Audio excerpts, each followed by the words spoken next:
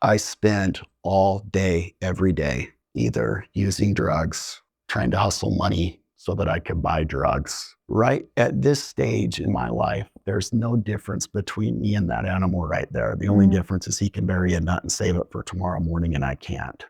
That was it.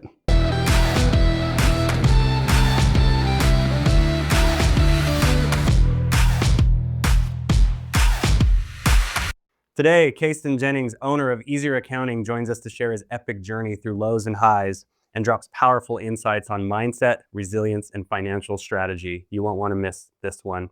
Welcome, Kason. Hey, thanks for having me. You guys have had some heavy hitters on here, so I'm honored to be here. Yes, thank you. It's been so much. Yeah, it's been so much fun. Well, we appreciate you. You've got such a cool story. So first off, though, I want to talk about easier accounting. So I met you through friend Justin Morgan. Yeah. And when you came and spoke to our real estate investing group, and he was just really excited about what you guys were doing. And that was actually the first time I had heard about you. Yeah. So tell us a little about Easier Accounting and kind of what you do now. Yeah, I always say we're an accounting firm built by entrepreneurs for entrepreneurs. So awesome. I think the traditional accounting firm is run by CPAs that a lot of times they don't understand scale, and they really don't understand what an entrepreneur's needs are. Sure. Most business owners, successful business owners, when they hire an accountant or a CPA, they believe that because that accountant has the knowledge and ability to save them money on taxes, which is super crucial because that's the money that goes back into your business and back into your family, that they're just going to automatically do that. And most of the time, CPAs don't even promise that. The CPA brings on the client and their expectation and what they've contracted now is, hey, we're going to do your books. We're going to send you a P&L every month, and we're going to file your taxes at the end of the year. And so the entrepreneurs, I think, get in the cycle of new accountant every couple of years, just looking for somebody that can actually speak their language and really help them save money to put back into other investments, back into their business and back into their family. The way that I look at it, I'm not an accountant. I never have touched a tax return in my life. I've got 40 or so accountants on my staff that are very good at what they do. But the way that I look at it, it's like if you're overpaying on taxes, you're just getting crushed as a business owner. Yes. And the number one thing we hear is we'll tell a business owner like how much money they made, and they're like, how? I don't have that money. And so, it's going out the back door a lot of times. And so we come in out of the gate and do advisory work and really just try to service the business owner at a world-class level. I think the thing that's cool is I know of some heavy hitters that use you guys, and it's raising the caliber of people that you're working with. And it's just because of those strategies that you have, it makes a big difference for those that are making 7 figures. I think that's awesome. So we'll pull it up here really quick. So this is the website, easieraccounting.com. And when you came and you shared it with our group and you shared some strategies, I think everybody in the group was blown away. Like your average accountant just doesn't know those things, in part because they don't need them, right? They're not using them themselves, where these are things like you've been really successful in business. And so you're using a lot of these strategies yourself. I think that's so cool. I literally had to figure this out for myself.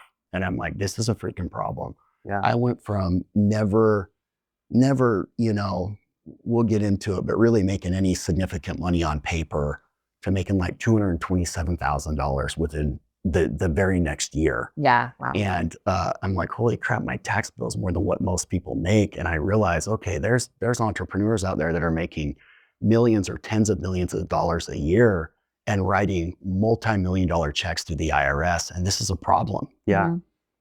Yeah, it's a huge one. And there's just those cool strategies. And I know when you shared it with the group, I think it was just amazing. So how many employees do you have right now with Easier Accounting? You said 40. You have 40. Yeah, we're in between 40 and 50 right now. Awesome. And then I'm currently acquiring another business, and they've got about 25 that come with it. Oh, okay. Yeah. Awesome. And you guys are you just nationwide? Yeah. Okay. I literally have a client in each state, multiple clients in each state. Okay. Yeah. I've got to have you help with my brother's accounting because, he's a anesthesiologist making a fair amount. And he's probably had 5 different accountants tell him, hey, you're W-2. There's nothing we can do for W-2. yeah, And that's not true. There's stuff you can do for W-2. Yeah, exactly. So I'm sure you have some great strategies on Yeah, I'd love to jump in and help. Yeah, people don't think of. I mean, there's just a lot of those things you just don't know. And I've had, accountants throughout the years that don't know anything, and it's just like, here you go. This is the biggest check I've got to write every year. And I know. then just deal with it, and Partnered up with Uncle Sam on the business. I'm just the only one doing the late nights and early mornings. I started telling myself like writing a big check every year is a good thing. Yeah. Well, accountants will tell you that. They're like, hey, you're making great money. This is awesome. Like, it doesn't feel great when I write it. I know. I was like, I could buy a supercar with this instead. Yeah. But anyways, no. So that's great. And I've seen a few. There's a guy that I follow that I saw that was over there. Dan Martelli is one of the people that I think is great. And then I saw him shooting a video from Easier Accounting, and I was like, Dan Martell's in St. George at Easier Accounting, and I love his stuff. So I was like, that's so cool. You guys have some great people that you're working with. For those who don't know who Dan Martell is, he's wrote the book Buy Back Your Time. Has many businesses that he's exited. Has millions of followers on across all the platforms now. Has a business mentoring group. I think it's called Elite Business Coaching, that is incredible. I've been part of that. So anyways, if you're not following him, make sure you go follow him. There's a plug for him because he's awesome. He really is. He's a genuine human too. He's a great human. Yeah. I just love how hardcore he is. Like like on the He's not putting up with your shit. No, he doesn't have time to fluff you up anymore. On the coaching calls, like if somebody comes to him with a question, like his answers are just brilliant. But if somebody comes to him with a question and they're fuzzy on the question, like they can't spit it out, he gets right on their case. Like go waste somebody else's time. Go figure out what your question is. Come back later on. And I'm like, wow. Yeah. It's amazing. But anyway, so how long has Easier Accounting been around? Easier Accounting's been around since 2008. Since 2008. Yeah. Okay. And it was started by my now partner, Kale. And he really started it. His passion came from his dad. Growing up, his dad was blue collar and just got wrecked on taxes to the point that they lost their family home. Bank accounts were getting levied. And he really thought, like, I could never be a business owner, like this will happen to me. And then he realized, well, this didn't have to happen to my dad. And I want to go help out other business owners and make sure it doesn't happen to them. That's incredible. Okay. Yeah. So that's been around for a while. I love that. Yeah. So I want to go back and I want to talk about, the path that led you here, because Easier Accounting obviously does really well. And I know in our group, you talked about multiple businesses that you're part of now, which I think is amazing. And I know there was a very rocky path to get there that I think is an inspiring story. Yeah. But let's go back to the beginning. Like what led you to here? Were you always entrepreneurial, or what led you to this point? Yeah, I think I certainly was always entrepreneurial growing up. When I was a little kid, my Aunt Amy that kind of helped raise me, she'd always say he's gonna be a car salesman. I've always loved sales. I have a genuine love for human beings, and so yeah, I've always been pretty entrepreneurial. I didn't grow up with money at all. I grew up in St. George, which is a pretty affluent area in the country, and I just grew up very poor. I was raised on food stamps and disability checks.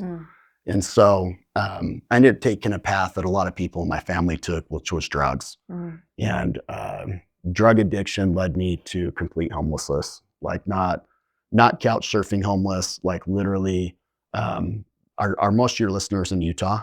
Or are they just kind of all over? They're kind of 4% are in Canada, which is no kidding. Trying to figure that one out, but yeah. Okay, so this is for the Canadians. I was in Salt Lake City, Utah, and being homeless in the winter up there would probably be similar to being homeless when this happened. So on and off, starting when I was about 18. And then when I was like full-time all the way homeless, I was 24. And that lasted till I was 26. So I was homeless for about 2.5 years. And I lived in Pioneer Park in downtown Salt Lake City. So for the Utah people that are listening to this, if they've been to Pioneer Park, I think it's cleaned up now, but 10 years ago, it was just like the streets were lined with homeless people. And what's crazy, it was an open drug market. Like anybody could walk down the street and buy whatever drug they wanted. And I lived down there. I pushed a cart with everything that I owned in it. And what was crazy, growing up, I was raised primarily by a single mom. She got married a few times, and then her third husband adopted me when I was 10, but I never had like just like a solid dad in my life. And I really, really wanted to be a husband and a father, but being completely homeless and fully addicted to drugs and not knowing how to get out of it. I went to rehab 9 times before I quit. I don't quit easy, right? But I just had this dream to be a father, and entrepreneurship is literally what has allowed me to give my wife and kids the life that I wanted to give them. And the one thing that was holding me up, or the two things, was drug addiction. And then once I get out of that, how can I provide a stable home and give my family what I didn't have growing up? What was a day like during those times? I spent all day, every day, either using drugs, trying to hustle money so that I could buy drugs. That was it. Wow. You mentioned a story that I'd heard, the shoe story. Yeah. Can you share the shoe story with Absolutely. us? That was Absolutely. amazing.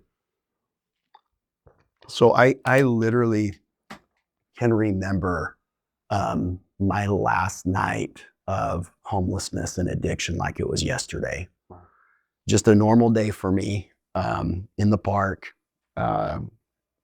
did my thing, retail theft so that I could buy drugs, had drugs. I went to lay down at night, and I would typically only sleep like every 7 days. So I went down to go to sleep this night. I'm laying down in Pioneer Park, and I remember seeing like a squirrel or something and thinking, right at this stage in my life, there's no difference between me and that animal right there. The only difference is he can bury a nut and save it for tomorrow morning, and I can't. And I was at a low point. Like it was a pivotal time in my life. I'm grateful that I was at that point now, but I wasn't grateful in that moment. I was at that point. So I went to sleep that night, and I woke up the next morning. I was like, gosh, my feet are cold. And I looked down, and somebody had stole my Chuck Taylors directly off of my feet while I was asleep. Oh my gosh. And so I get up, and when you're homeless, like one of the big needs for homeless people is socks. Because if you wear socks for a few days, your feet actually, they start to get sores on them. And so there's a van that would come like every day or every other day, and it was a sock exchange. And so I went to this van because it was there. I was like, hey, somebody stole my shoes. Do you guys have any extra shoes? And they're like, no, we don't. I'm like, well, can I get extra socks today? And they gave me like 4 or 5 pairs of socks. And it was wet outside. It had been raining. And I walk across the street. There's a Chevron by the park. And I walked in. I says, hey, can I have some plastic bags? And they gave them to me. And so I put the 4 or 5 pairs of socks on, and I grabbed like 4 or 5 plastic bags and wrapped them around each foot and tied them. And I started walking to the track station, still not really with a plan of what I'm going to do. And I didn't have any money. And so I get on the tracks, and I go, it's like 48 blocks to the south. And I knew that another 13 blocks to the east, or 16 blocks to the east, there was a Kmart and a Walmart across the street from each other. It was back when Kmart was still there. Yes, I in remember Murray. Kmart. Yeah. But again, I don't have any money. So I get off the tracks, and I start walking east up to the Kmart. And in that moment, like, what do you do, right? Who do you call? Wow. Yeah. I called my mom. And my mom actually introduced me to addiction. And so when I was very young. So at this point in her life, she was doing a lot better than I was. So I called my mom, and I was like, Mom, hey, somebody stole my shoes. Can I have some money? She's like, no, you can't. And I I realized looking back, what she was saying is me buying you shoes today is not the help that you need. But she told me no. And so I kept on walking up to the Kmart, and I walked in the Kmart. Obviously, I've got bags around my feet. So I'm like, hey, I'm going to stand out. So I get right to where the doors are at, and I tear the bags off and I throw them away, and I walk in just socks. And I go back to where the shoes were, and they had like these Kmart versions of Chuck Taylors. Mm-hmm. And I grab them and I put them on my feet, and I start walking out of the store. And when I'm walking out, I see a cop coming towards me. And so I'm not out of the store yet. I'm like in between the two doors. And the cop told me to turn around. I was like, hey, I haven't left the store yet. He said, Kason, you need to turn around. He knew who I was. He'd arrested me before. Oh, wow. I was on probation, so I had no rights. Like, he could just search me. And obviously, I had illegal substance on me. And so he arrested me and took me to jail. And that day was the last day that I used drugs. Wow. Yeah. Yeah. And from there, I went into jail, did my time in jail, and then I went to rehab. And in that rehab, I made a decision that I was gonna have a family, and that I was gonna make that dream come true, be able to be that dad that I didn't have. Mm-hmm. But again, I'm sitting in rehab for the ninth time. I've got a criminal record, like no formal education at all. But I like, to me, money was the freedom that was going to make that happen. So I made a decision, like, I don't know how I'm going to do it, but I'm going to do whatever it takes. But I'm going to make over $100,000 over the next year when I get out. And so I got out, and I found out there was this phone sales job that didn't have an income cap. I'm like, that's my spot right there. So I got a job at this place, and they used to, the way that they had it set up is you go in Monday morning and you would monitor other salespeople on the phone until half of the day through Wednesday. And then you were on the phones for half of Wednesday, all day Thursday, and all day Friday. And Friday was like a half day. Mm-hmm. And you had to have 3 sales by the end of the day Friday, or else you were done. Wow. So I get on the phones and I'm completely beat down in life. I have no confidence. I have really nothing to my name at this point. And I'm living in a sober living house just off of 7th South. Wow. And Friday comes around, it's lunchtime. You go to lunch from 12 to 1, and then you get back on the phones for 1 hour from 1 to 2. And the owner of that floor comes up to me and he says, Kason, like, dude, you're a cool dude. I'd hang out with you. I'm going to pay you on a full week, but go ahead and go home. You haven't got any sales. Like, there's no way you're getting 3. And I was like, I'm not going home, buddy. And as I put me back on the phone. And so I went back from lunch. I closed the next 3 deals in a row. Wow. And then 2 weeks later, I ran that company. Wow. Yeah. So how long was it after that, when you got caught over there at Kmart, to when you started that? How long had passed? So between jail and rehab, it was about 6 months. About 6 months. Yeah. Okay. Yeah. What was the thing that made that change for you? That was like, I can't continue with this life anymore. I need to have something different. Was it the shoe incident? Was it, because it seems like that was a big part of it, or were there other things? It was like the shoe incident was just an opportunity. Okay. Right. To be real and raw, I couldn't die, and I didn't have the life that I wanted to live. Got it. That's great. And that's where it's like, there has to be a change. I've got to do something. I just can't continue this way. This lifestyle's not working for me. Yeah. And there's a reason why I'm still here, because there's plenty of times that I should have died, but I'm still here. So I knew there was something out there for me. I still didn't know what it was, but I knew that homelessness and drugs was what was in the way of that. Yeah. Yeah. And so then once you quit that, you get out of rehab, you find this opportunity, and you're like, I don't even know what this, I'm just going to go try it. I've got to try something. Yeah. It can't get any worse than where I was at before. So I've got to try something. Yeah, absolutely. And then you have that day where you're like, it's like you don't have your 3 sales, and something lit the fire in you for the rest of that day to prove to yourself that you have the ability to create something. Yeah. Right. What was that like? What made that happen for you that day when you had, it's like either get your 3 sales or go home. So that day, the part of the Kmart story I left out is that day when I was walking into Kmart, there was, it was close to the holidays, and there was a family that was walking out, 3 little kids and a mom and a dad.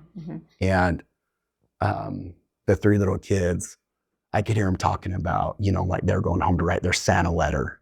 They were just looking to see what they wanted to tell Santa they wanted for Christmas. And growing up, there was plenty of Christmases we didn't have. And I saw those little kids lit up, and I saw the look in their parents' eyes.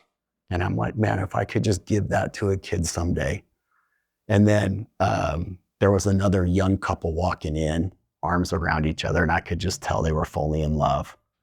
And like, I wanted that so bad. I wanted the love and I wanted the kids. And so at that moment when I'm told to go home, I thought back on that, like, hey, that's the life I want. And I made a commitment that I'm going to make 10 grand a month over the next year. And this is my opportunity, and I'm not going to quit. Yeah.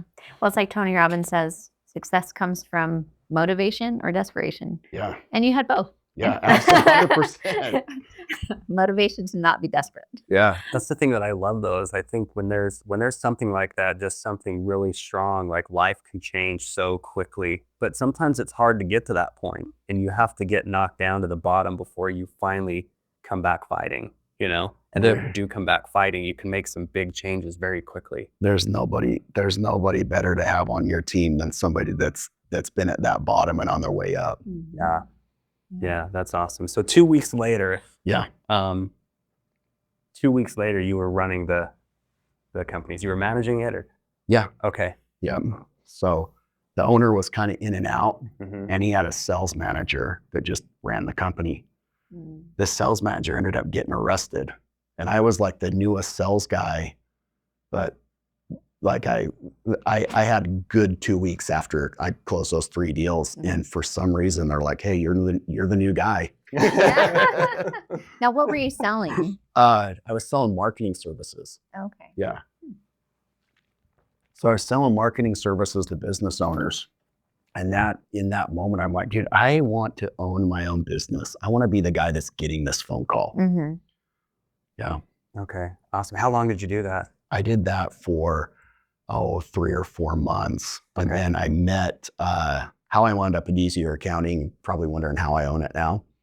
So I was at the gym, and the founder of Easier Accounting, I met him, and he's like, dude, I've got an accounting firm, and we're like totally different than most accounting firms. Like, we have a sales and marketing function. You should come sell for me. My sales guys make a lot of money. And I'm like, well, I've heard that before from sales managers and business owners. Yeah. I was like, I've got a pretty good gig right now. Like, I'm hitting my goal that I wanted to hit. This is with the marketing company. Yeah. So you, just to back up really again, after that 4 months, you were hitting your target of your income target where you want to hit it in the first month. The 10,000? Yeah. Nice. You hit it the first month. I hit it the first month. That is incredible. Yeah. Okay, so you come back and you've got that fire, and I was like on cloud 9. Yeah. I thought Hungry. 10 grand a month was going to solve all my problems. But that's just incredible how fast that you get out and you get started with that, and you're faced with that either sink or swim situation. Yeah. And you decide, I'm going to come out, I'm going to fight. Like, if I'm going to sink, I'm going to sink fighting as hard as I can. Yeah. But then you come out swimming, making 10 grand your first month. Like, that's incredible. Yeah.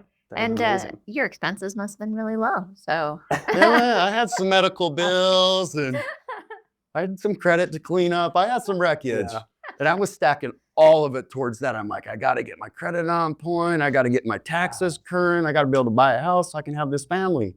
Yeah. So just that 4 months though, like, life changed so much for you. Oh, completely changed. I stayed super lean though. I rented a room. I moved out of sober living. I bought a $1,200 Volvo that didn't have AC, and the front wheels were pitched. So I had to go to Eagle Tire and buy new used tires like every 2 weeks because it would shred through tires. So I kept that Volvo and rented a room in a house that didn't have floor in it for $350 a month, and I just stayed there. Wow. And I could have done far more at that point, but I'm like, I'm just going to stack up. Yeah. Like, this money's for my future family. Yeah. So how did you get back to St. George?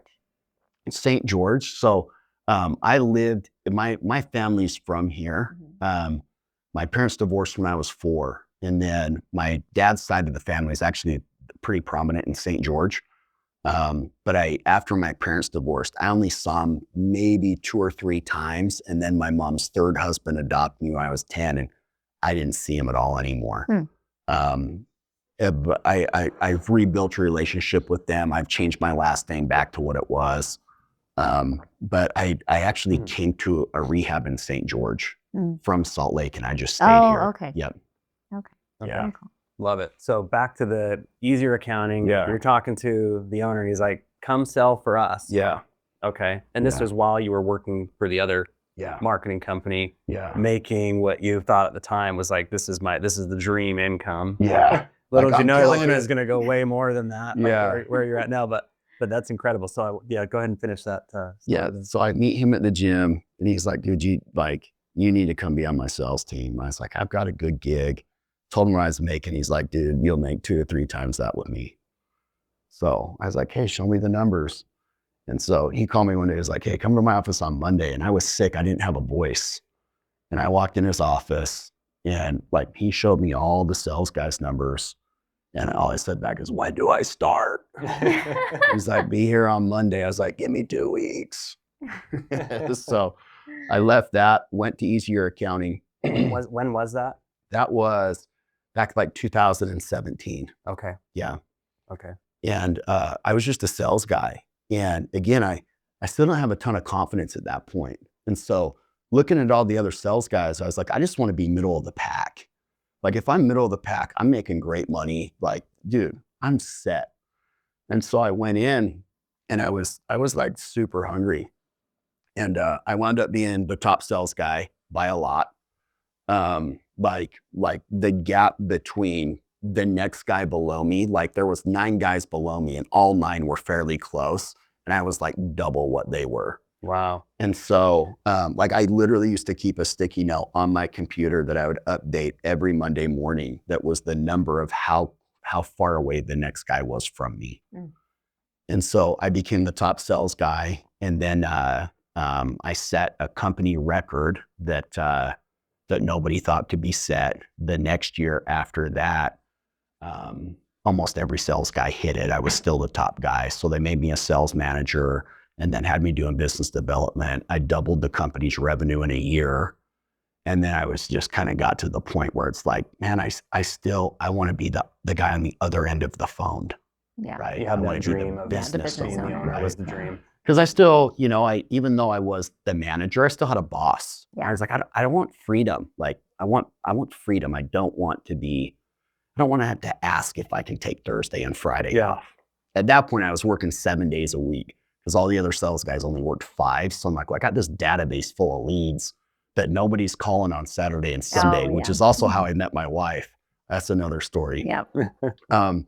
But I'd work 7 days a week. And so I got to this point where I was just like, I want to be on the other end of the phone. So I told the partners, hey, I'm so grateful for the opportunity you guys have given me. And I freaking love you guys, but I got to go do my own thing.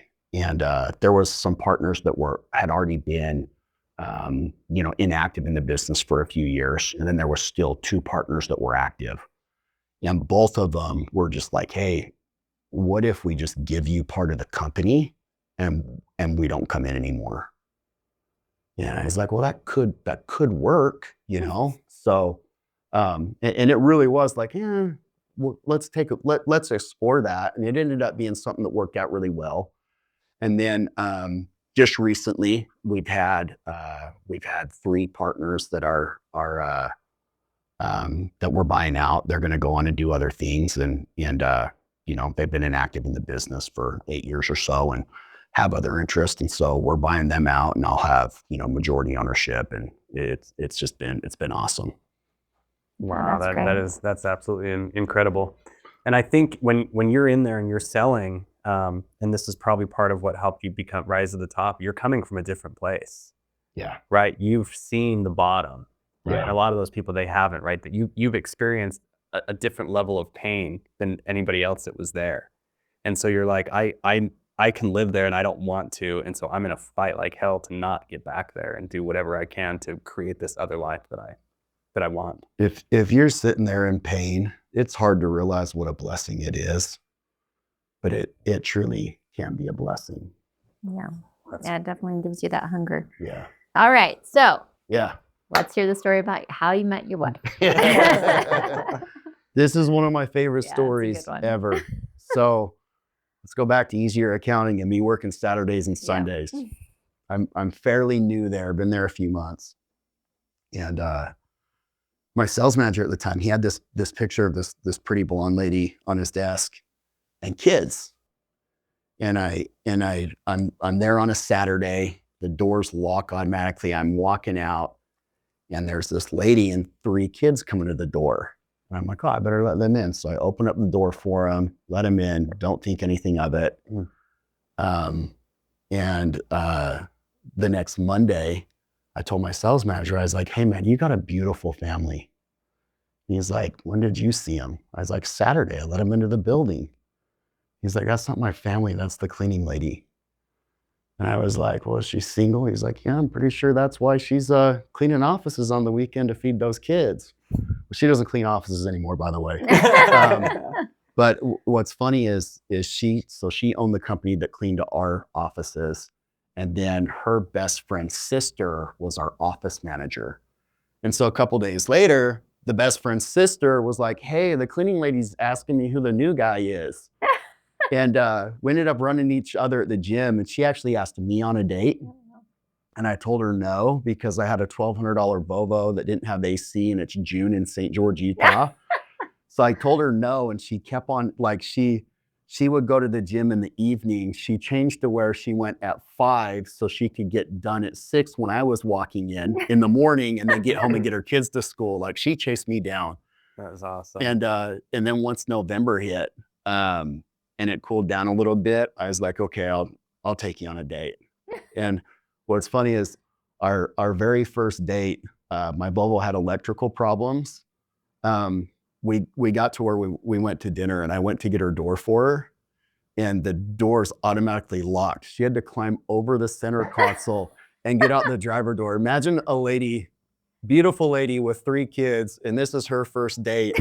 She's like, maybe I didn't want to work this She hard. still wanted another one. I couldn't believe it. She still wanted You're another like, one. She is a keeper. Yeah, we got married exactly 1 year after our first date, like to the day. Wow. Yeah, so I went from always wanting a family to being a father, stepfather. They're mine. I love them to death. Yeah. They've also got a great dad. But I went from what I always wanted and thought I would never have to actually having it almost overnight. Yeah, that's amazing. Yeah. So how was that, like, taking on 3 kids that weren't yours? Like, did you have, I mean, you're a young guy, like you obviously had a dream for it, but like the reality of it can sometimes, be a little bit tricky. Yeah. Being a step parent is a blessing and a challenge. For sure. I've had far more blessings than I've had challenges, but I have had my challenges. And I think it's incredible. Yeah, I wouldn't trade it for anything. Yeah. That's amazing. I can only imagine what it's like. I mean, it's amazing to hear the story, because I'm sure there's like, you wake up one morning and you look around, you're like, wow, like came true. Yeah. And I just think that's so... I still have those mornings. Do you? Yeah, I still have those mornings. Wow. That's amazing. And just from just the challenge to get there, and the grit and the fight and the never giving up and the, like you have this dream, and I think there's a lot of people that chase, they have a dream, but maybe they don't go for it. Is there any advice you could give them? Like, you've obviously overcome incredible challenges to make this dream a reality. Like, if there's somebody that's sitting there and they're like, I've got a dream too, what could you tell them, that could maybe spark the fire under them for that? I'll tell you this, a lot of people say that it's not what you know, it's who you know. I think people use that as a cop-out because anybody has the power to go out and meet new people. I do believe that between A and B, like the A and B problem, the in-between is always who. That everybody has the power to go out there and network and meet new people. Absolutely. I fully believe, and I'm living proof, that where you come from doesn't matter. I own an accounting firm, fairly large accounting firm, and not long ago I was a convicted felon. So whatever's on your record, where you come from, the family that you came from, none of that matters. And if you are in that position, there's going to be times that are extremely challenging. And looking back on those times, those were some of the greatest times of my life, because you just stick with it and you don't give up. And that's what it comes down to. I got this from one of my attorneys, actually. I was in a courtroom for a probation violation, dirty UA. And the judge, they were going to sentence me to prison. And literally, like, all my stuff was drug stuff. But back in the day, some drugs were felonies. And I was in a courtroom and I walk out there and my judge is like, hey, you're going to prison or you're going to rehab. And I was like, send me to prison. I'm a lost cause.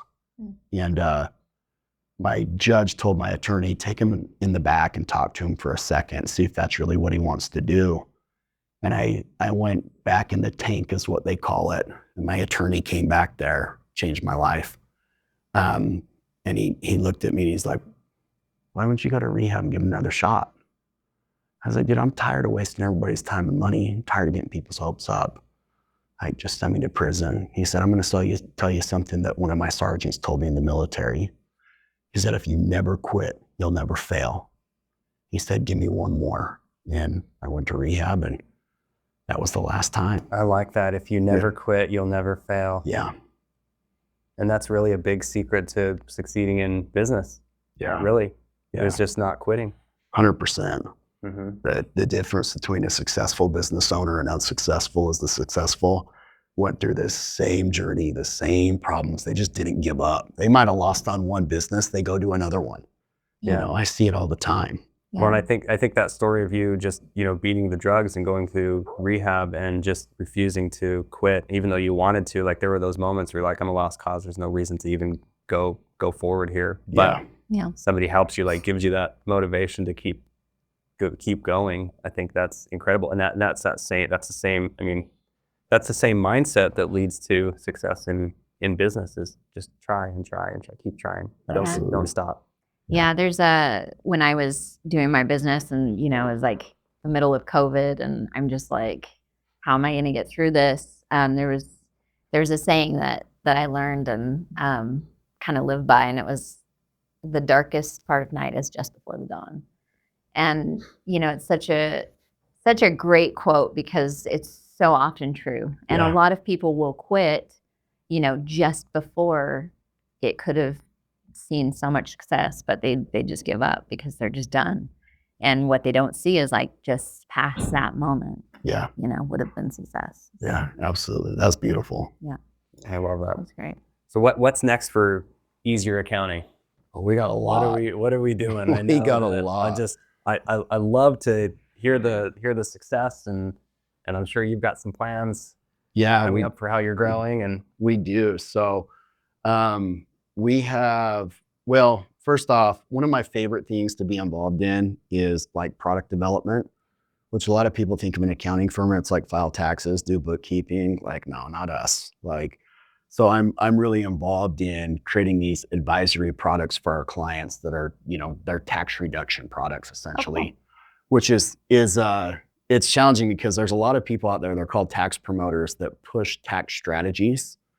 And there's some really good ones out there, but there's even more really bad ones that people are pushing. So I'll vet these strategies all day long, get with attorneys and vet it out. And sometimes I get excited about some, and then the attorney's like, nah, this isn't good. So, but, so I for Easier Accounting, we've got kind of two things that we're super excited about. One is helping out the new entrepreneur, which is super important to me because I truly believe that entrepreneurship is the fastest way to financial freedom. Like nobody's ever been able to prove me wrong with that. And freedom is like everybody should be trying to obtain freedom for themselves and for their families. Like I'm on a mission to build like a financial wall around my family, if that makes sense. And yes. For what I found, entrepreneurship's the way that you do that. So I love working with business owners that are like just stuck in that 9 to 5 and you know, they hop in their car in the morning and they get to the first stoplight and it's like, gosh, I've only got 3 more stoplights to go, 2 more to go, like counting down. They don't want to walk through the building. And they finally feel enough pain that they make that jump to go start a business. Starting a business also typically requires that you take on a lot of risk. Yeah. And so taxes allow us to mitigate that risk. And so I'm super passionate about the new business owner, helping them get their entity structured, helping show them how to make sure they're deducting all of their expenses properly and maximizing them, especially if they've got like a spouse that has W-2, so that we can recoup money come tax time if the business takes a little bit longer to get started, get some of that money they're spending back in their pocket. The other side of the business that I absolutely love and spend a lot of time in is the entrepreneur that's, you know, netting typically 500K, $1 million or more a year. And they just like, they literally get crushed on taxes and really designing out plans to help them to where, you know, so many accountants will tell people like, you want to pay less taxes, make less money. That's not true. Or there's nothing we can do to reduce your capital gains tax. That's not freaking true. Or if you're high income W-2, there's nothing we can do. You just got to pay your tax bill. That's not freaking true. So I plan on going heavy with finding those people and being able to help those people out, get them into the right products that make sense to keep their money in their pocket. We're acquiring a firm right now. This will be the first time that we've ever done any growth by acquisition. Wow. We've done a ton of business through strategic partnerships like Dan Martell. And we still do a lot of business that way. We do our meta marketing, but doing some growth by acquisition. And I don't have any plans to sell the business anytime soon. I'm sure there will be an exit at some point, but it'd be a big number to get rid of it. And I still have a ton of fun in the business. So. Yeah, seems like you're enjoying it. I saw one of the ads that you guys did too a little bit ago. Yeah, it was jumping out of a truck, and I can't remember all of it. But there was a white truck or something that you jumped out of. Oh yeah, I think it was on Facebook or one of those. Yeah. Yeah. So it looked like you guys are having a fun time just doing some ads. We've had some pretty dodgy ads out there for accounting firms. I've realized like people tend to stick with their tribe. I'm like, I'm not everybody's cup of tea. I know that, but I know there's a lot of people out there that I am. So we typically don't hide who we are. Yeah. No, you're making it fun, and you're doing something really helpful for these businesses. I remember when I first met you and I saw you kind of walk through that strategy, and I saw that passion that you had for helping a small business owner. And now, I mean, after hearing the story, it kind of just makes more sense where that passion comes from. Yeah. Because the experience that you've had in life, it drives you so much to make sure that these people who are business owners, that they find that level of success. And it just, you're coming from a different place. Yeah. Right? And I appreciate that. That's now kind of I made that connection now. I'm like, okay, this makes sense. Now I see why you push so hard on those things and why you're learning those strategies and sharing with it. And it's an incredible story. Yeah. So I just have to say, I feel like so often it's easy to judge. Yeah. And I feel like this is an opportunity for us to recognize that. I'm going to try not to cry. Don't make me cry with you. But I feel like it's an opportunity for us to step back and think about, you really don't know when you see somebody where they're at, you don't really know who they are. And so I think, maybe just take a step back and think of like, put yourself in their shoes, like literally. And really think like, I don't know where they're at. Like maybe be curious, maybe ask about their story and maybe just show kindness, because we don't know like what their life's journey looks like. And you don't know what impact you can have on somebody in a moment of kindness, So it just goes to show like, a 24-year-old who's struggling on the street can really make something of himself. Yeah. So don't judge, So I just think that because I think so many of us get so wrapped up in judgment that if we just took a step back and realized that we don't know everything. I think you're spot on with that. That attorney probably didn't know what kind of impact he was going to have on my life that day that he chose to be kind to me. Wow. And to go that extra step, right? And it cost us $0 to be kind and $0 to make somebody's day. And you literally have no idea what kind of impact you're going to have on that person. Right. The person on the other end of that, like, who knows what they're capable of. And they just need a little push to go out there and make a huge impact in the world, which is what it's about. Yeah. Right. And just because they're in a bad place doesn't mean they're a bad person. 100%. It just means that they're in a bad circumstance. Yeah. Yeah. And sometimes they just need a little bit of a push, to like, change their lives. And, I think some of us have had a much harder journey, but it gives us so much more gratitude. Absolutely. For what we have in life. Yeah. I think if people are in that low place, it doesn't mean that they're going to stay there, right? They're gonna they can move on from it. And if they're sitting there, they may feel like things aren't going to change, but it can.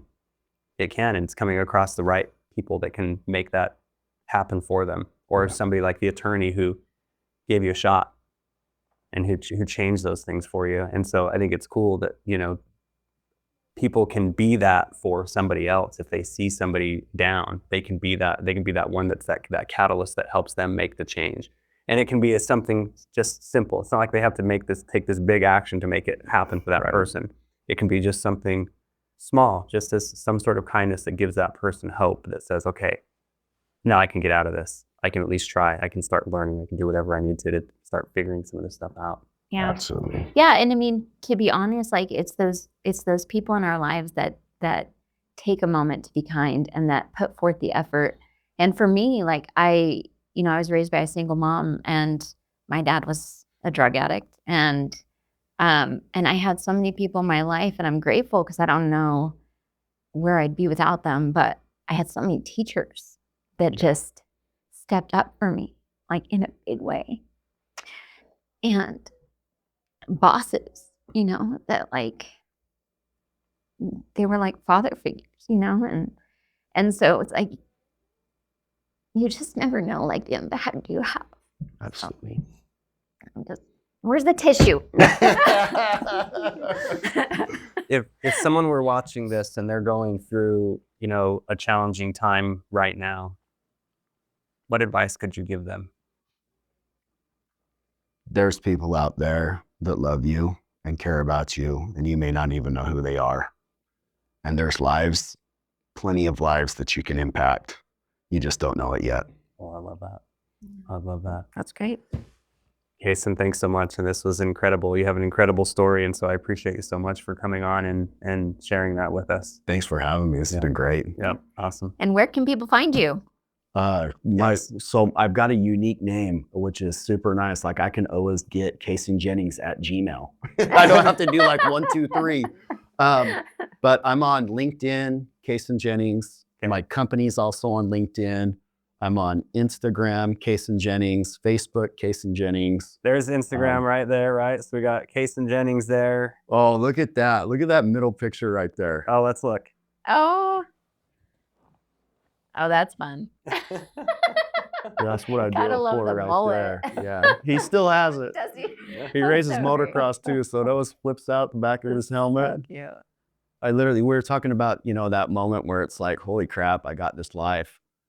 This morning, I literally had that morning, this morning, I walked over to his bed and brushed his mullet behind his ear and kissed him on the neck. And I was like, Oh, I holy love that. shit, I got the coolest freaking son in the world. He's That's awesome. fun. No, But yeah, I'll say, like, if there's anybody that hears this that is struggling, like, take this as a message of hope and reach out to me. I'll hop on a call. I'll go to lunch, like whatever it is, I'll do it. That's awesome. I love that. I Yeah. appreciate that. Yeah, Yeah. that is awesome. Yeah. Well, thank you, Kason. I need a tissue. All right, thank you.